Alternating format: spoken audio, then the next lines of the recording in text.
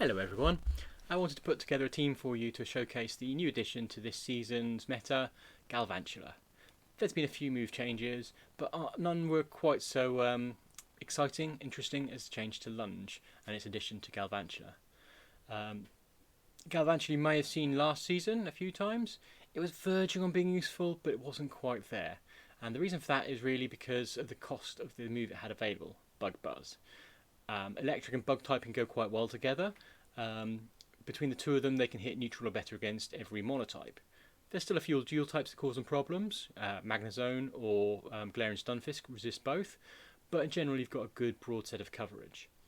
The problem Galvantula really had was Bug Buzz's cost. It was a 60 cost move, and that means it takes a lot of energy to build up, and, well, Galvantula is just a bit on the squishy side. Lunge, on the other hand, is 45 energy, a lot cheaper, and it has a debuff option. That means it's actually a lot better, a lot more useful for this particular Pokemon.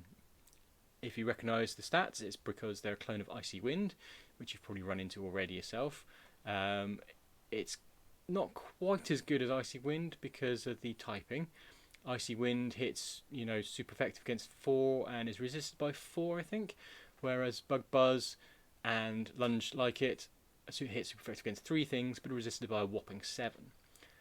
That's where you need the electric really to cover your holes, and that gives you the good broad coverage that you need. So with that in mind, I've put Galvantula in with Whiscash and Skarmory. I like these two as a pairing. I think they go very well together. Whiscash really only has problems with grass types in that it's double vulnerable to grass damage, and Skarmory does very well against grass damage. It in turn has problems with steel types, because it can't hit super effective against them, and it takes super effective from electric and fire. And as I'm sure you know, Whiscash does very well against all of those. Into the mix we add in our Galvantula, which also has quite good matchups against grass type, and because of its broad coverage, has quite a lot of good coverage just sort of in a neutral sense across the whole of the meta. So I've got 2 teams for you, and this is just going to be the first one. There'll be a part 2 coming up at some point in the not too distant future. If you want to see that as it hits the YouTube, then, well, that's what the subscribe button's for. And without further ado, I'm just going to get on with the matches. Slightly more than 5 this time, because I wanted to include one at the end that included a couple more interesting things.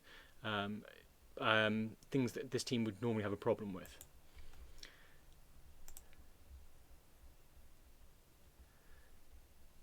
So, off we go. There's still quite a few rank 10 poses to be seen in this rank 6. These are presumably people who know what they're doing a bit better than I do, because I've never been to rank 10. We're leading Whiscash into an Azumarill. This is a neutralish matchup. Mud Bomb hits for neutral, and Azumarill's moves in return hit for neutral. If I go for Hydro Pump, like that, that'll tick off a lot of health, and because it's same type attack bonus, that's basically Azumarill's nuke. So they were just calling that and hoping I didn't shield it. They're probably going to take me down early as a result, but you can see we've still knocked a fair chunk off this Azumarill. We've both gone 0 shields. That gives us the Galvantula alignment. We can hopefully farm down the last of that health with Volt Switches, build up an energy lead, and there we go. We've been pressed into 2 shields. That's unfortunate, because as I say, Galvantula is quite squishy. You will see some moves land on that, and that hurts. One of our problems is, of course, Alolan Marowak with fire damage. That's going to hurt both Galvantula and Skarmory, and I've used up my Whiscash already, so perhaps I should have switched a bit more aggressively. But this charge still does quite a good amount of damage, so we don't quite get to another one. But that Marowak is quite low, so maybe Skarmory can finish the job. Now we've got an Obstagoon. Obstagoon's going to be able to hit for neutral. We're going to be hit for neutral in return. It's not a great matchup, and they've got a shield lead on us. It's not looking too good, but we're going to push for the Sky Attack now. See if we can get that shield down. And there we go, there's a shield. This might go our way, but we're going to need to get quite lucky with landing a Brave Bird here. And, oh, there we go, Sky Attack instead. There we go, just about got to that. Took out the Obstagoon, and not quite with Marowak. Close though, and it was pretty close given that Marowak's a problem for 2 of this team. And we lost our counter. But still, let's move on to the next matchup.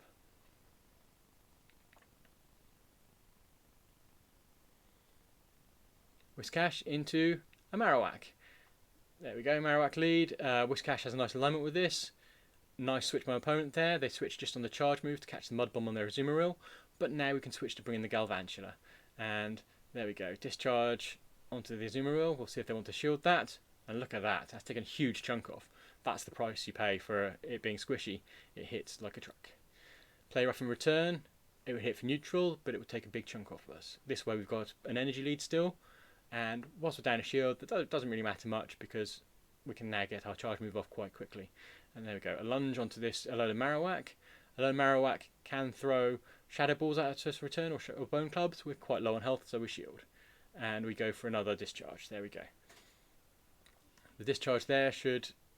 No, they shielded it. It would have done a useful amount of damage, but we've got the shield down, and now we've got that alignment we wanted with the Whiscash onto the Alolan Marowak. Shadow Ball hurts, but as you can see, Whiscash doesn't have a huge problem with it. It's quite a good chunky Pokemon, and so they may go for another one here. No, it's Bone Club. So Bone Club doesn't really do enough to matter. They've got Clefable in the back, and Clefable and Skarmory is quite favourable for me. Skarmory resists the charm damage. Their energy rate is quite low, so we should be able to finish this off. And there we go.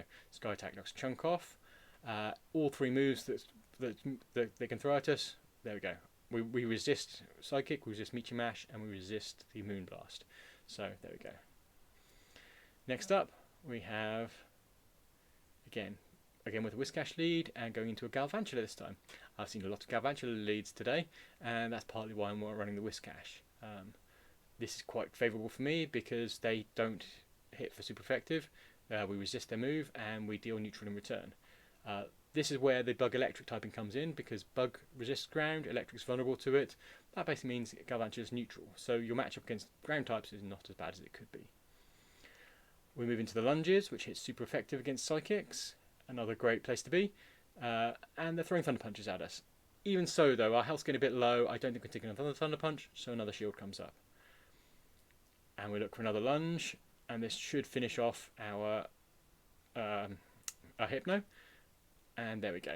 And we're almost on another lunge, so we can just go for that debuff attack.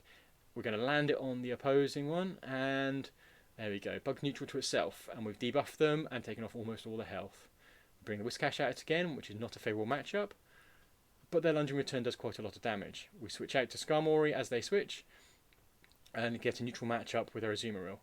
Brave Bird's great in this situation. It does a lot of damage unshielded, but it debuffs you, and it's not quite enough to finish the job on an Azumarill because they're just that chunky. So we're going for Sky Attack first, and then we're going to move into the Brave Bird and try and get that to land, and there we go. So the Brave Bird should now finish the job. We've got... There we go. Galvantula's just low enough on health that it's going to take the Skarmory out, but we've got a Mud Bomb loaded, and I don't think they'd have actually done enough to matter at this point anyway. So there we go. Good game to my opponent.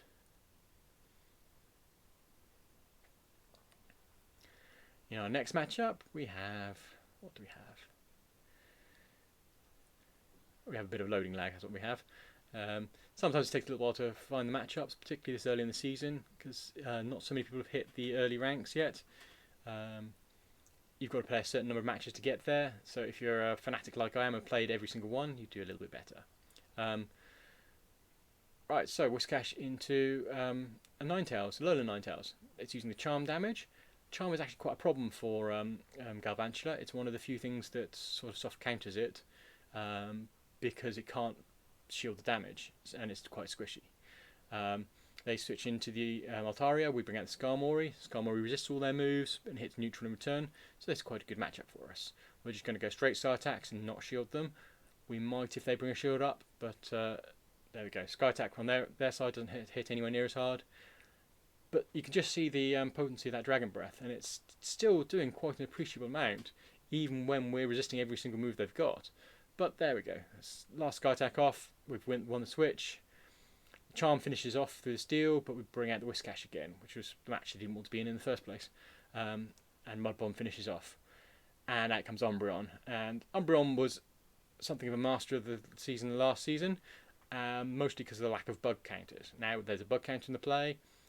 They're not going to be liking this. Foul Play isn't going to land because I've got 2 shields and I'm debuffing them as I go. But they didn't shield the first one, and we're going to go for the second one. And if this should get the shield off them, they chose not to shield. I think they saw which way that was going to go. After 2 debuffs, the foul plays we're throwing in return wouldn't have been doing very much, and we could just sort of nibble away at them. Whiscash into Hypno. Hypno's, again, another neutral matchup for this lineup. We're just going to trade Mud Bombs and see what charge move they've got. One of the joys of Hypno when I'm using it is it's got a wide selection of moves. One of the joys when my opponent's using it is it's got a wide selection of moves. They've gone with the Shadow Ball again. Whiscash is again quite chunky, so it can absorb one of those. And we throw the Mud Bomb in return. We go with another Mud Bomb. And I don't think we're going to quite clear this. So there we go. And there's the Galvantula out. A Thunder Punch. Shielded the Thunder Punch. I don't really mind doing that. It could have been a Fire Punch, but here comes the Nemesis. A Galarian Stunfisk is a real problem for Galvantula, in that we can only hit it for not very effective, and in return it hits us for neutral with its ground damage, because again the Bug and Electric combine, but the rock damage is really going to hurt. And perhaps I shouldn't have shielded that, because this is not going to end well for us. Second Rock Slide will finish the job, and we didn't even get to the lunge. So now we've got a Skarmory and a Gunfisk, and they've got 2 shields. I don't see this ending well for us, so I concede. I think perhaps I made a mistake with my shielding choices on the Galarian Stunfisk, but that's just the way it goes. Okay, so now we have a Meganium lead, and this is really our worst case for the Whiscash lead. Meganium hard counters it. That's why we have 2 things that can eat grass. So we bring out the Galvantula and shield the Earthquake from Meganium. That's the big threat to us. We don't think they can get to another one in this time, so we're just going to let the Frenzy Plant through. And look at that. That still does a lot of damage for a resisted move. Frenzy Plant's just amazing, and Galvantula is very squishy. But now out comes the Bastiodon, which is another of our worst enemies. This time we're just going to let it finish off the Galvantula, because that way we can preserve the alignment with the Whiscash, which is what we really want in this situation. We need to be able to get the mud damage onto the thing that's vulnerable to it. And by letting the Galvantula go down, we basically mean that we don't get switch locked. So if they switch out now, like I do, we can counter switch. And again, Skarmory versus Azumarill is a neutralish matchup, but we have a really strong matchup waiting for us with the Whiscash versus Bastiodon. So this is quite good for us. We're just going to try and get that shield out of the way and stick with the Sky Attacks. If the shields were down, Brave Bird would finish the job a little faster. And actually, one of the advantages of Brave Bird, I mean, everyone's reluctant to use it because of the debuff, but when you're facing a Bastiodon, losing a bit more defense means it finishes you off faster, and it doesn't charge up as much energy in the process. So I've always considered that a bit of an advantage. And we switch out immediately because we don't really want to give the Bastiodon any opportunity to farm. They did have a Flamethrower loaded, which would have taken out our Skarmory, but it didn't really do much to our Whiscash, so it doesn't really matter who it landed on. And now here come the Mud Bombs, and it's all over. There we go. Thank you very much. So there we go. That was our last team, I think. Yes. So I wanted to show you the sort of 2 worst case things. They brought in a Meganium, which hard counters our Whiscash. They brought a Bastiodon, which hard counters our Galarian Stunfisk. We still went to recover that one. I think perhaps they misplayed that a little bit, because the Meganium doesn't have a good matchup against the Galvantula. They should probably switch a little bit more aggressively. As it was, though, we've got 2 things that can deal with grass types, and I think it would have gone our way regardless. If they brought in the Bastiodon a little bit more aggressively, they could have built up a bit more energy, but we'd still have got the Whiscash to align with it.